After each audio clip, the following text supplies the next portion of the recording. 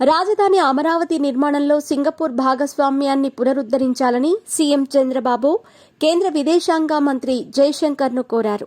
అలాగే రాష్ట్ర జీఎస్టీలో 1% సర్చార్జ్ పెంపునకు అనుమతి ఇవ్వాలని ఆర్థిక మంత్రి నిర్మలా సీతారామన్కు విజ్ఞప్తి చేశారు.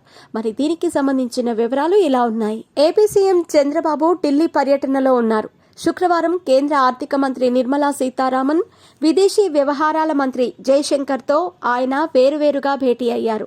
తొలుత కేంద్ర ఆర్థిక మంత్రి నిర్మలా సీతారామన్తో భేటీ అయిన సీఎం చంద్రబాబు విజయవాడ వరద సమయంలో నష్టపోయిన ప్రాంతాల్లో మౌలిక సదుపాయాల కల్పనతో సహా నష్టాన్ని పూడ్చేందుకు రాష్ట్ర జీఎస్టీపై 1% సర్చార్జ్ పెంచుకోవటానికి అనుమతి ఇవ్వాలని కోరారు. అలాగే గోదావరి, పెన్నా నదుల అనుసంధాన ప్రాజెక్టుకి కేంద్ర సహకారం అందించాలని విజ్ఞప్తి చేశారు. కేంద్ర విదేశాంగ మంత్రి జయశంకర్తో భేటీ అయిన సీఎం చంద్రబాబు అమరావతిలో సింగపూర్ భాగస్వామ్యాన్ని పునరుద్ధరించాలని, దానిపై దృష్టి పెట్టాలని కోరారు. అమెరికాలో కొత్త ప్రభుత్వం ఏర్పాటైన నేపథ్యంలో దాని ప్రభావం దేశంపైన, దేశ ఆర్థిక వ్యవస్థపైన ఎలా ఉంటుందో, ఎటువంటి మార్పులు జరుగుతాయనే అంశాలపై చర్చించారు. దేశం చేపట్టే చర్యలపై ఆంధ్రప్రదేశ్ పాత్రపై కూడా చర్చించినట్టు చెప్పారు. అలాగే పెట్టుబడిదారులు వస్తే తమ రాష్ట్రానికి పంపాలని ముఖ్యమంత్రి చంద్రబాబు కోరారు. దేశానికి ఏ ప్రతినిధి బృందం వచ్చినా ఆంధ్రప్రదేశ్కు మళ్లిస్తామని విదేశాంగ మంత్రి బదులిచ్చారు. విద్యార్థులకు ఆంధ్రప్రదేశ్ ప్రజలు ఇమ్మిగ్రేషన్ సమస్యను పరిష్కరించాలని కోరారు. అమెరికా వెళ్లే ఇండియా విద్యార్థులపై ప్రభావం ఎలా ఉంటుందో చర్చించారు. అనంతరం టీడీపీ ఎంపీలు కలిశెట్టి అప్పలనాయుడు, తెన్నేటి కృష్ణప్రసాద్తో కలిసి టీడీపీ పార్లమెంటరీ పార్టీ నేత లావు శ్రీకృష్ణదేవరాయలు ఏర్పాటు చేసిన మీడియా సమావేశంలో చంద్రబాబు ఢిల్లీ పర్యటనల విషయాలను వెల్లడించారు. జీఎస్టీ శాతం పెంపునకు కోరామని, అలాగే గోదావరి, పెన్నా నదుల అనుసంధానికి సాయం కోరినట్టు చెప్పారు.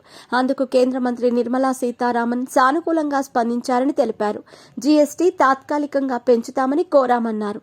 గోదావరి, పెన్నా నదులు అనుసంధానం ప్రాజెక్టుని దాదాపు 60,000 కోట్ల పైగా వ్యయంతో తీసుకొస్తున్నామని, డీపీఆర్ పూర్తయిన తర్వాత పూర్తి వివరాలు వెల్లడిస్తామని అన్నారు.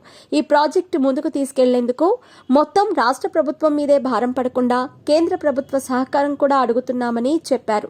ఈ ప్రాజెక్ట్ రాయలసీమ, ప్రకాశం జిల్లాకు సాగునీరు, తాగునీరు అందించేందుకు ఉపయోగపడుతుందని వివరించారు.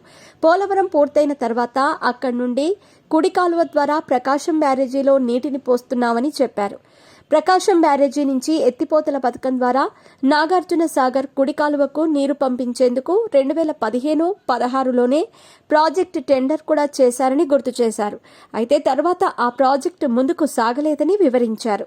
ఇప్పుడు గోదావరి, పెన్నా నదులు అనుసంధానంతో ప్రకాశం బ్యారేజీ నుంచి నాగార్జున సాగర్ కుడి కాలువకు నీటిని పంపించే ప్రాజెక్టుని ముందుకు తీసుకెళ్తున్నామని వెల్లడించారు. దీంతో పాటు నాగార్జున సాగర్ కుడి కాలువ నుంచి నీటిని ఎత్తిపోతల పథకం ద్వారా వినుకొండలోని బొల్లాపల్లి వద్ద రిజర్వాయర్కు తీసుకెళ్తామని చెప్పారు. బొల్లాపల్లి నుంచి ఎత్తిపోతల పథకం ద్వారా పెన్నా నది పరివాహక ప్రాంతం మనకచెర్ల వరకు నీటిని తీసుకెళ్తామని వివరించారు.